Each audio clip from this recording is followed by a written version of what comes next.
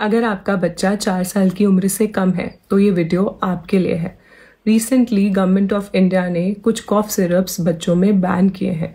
ये cough syrups में fix dose combination of phenylephrine hydrochloride और क्लोरफेनिरामिन मैलिएट है।